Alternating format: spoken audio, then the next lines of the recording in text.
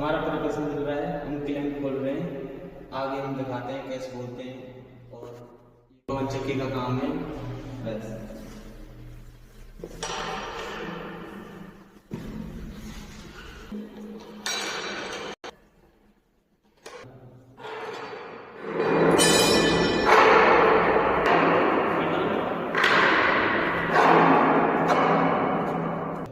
अब ये हमारी क्लैंप खुल गई है, तो लटकाएंगे इसमें, देखो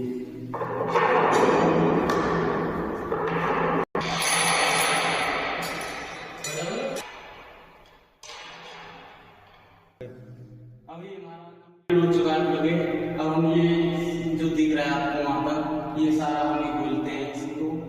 अब अगले पार्ट में मिलते हैं आपको, हम जा रहे हैं।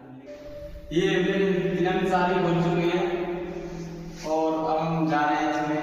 हमको डर भी लग रहा है भाई, सपोर्ट करें, लाइक करें, अच्छा करें हमारे चैनल को।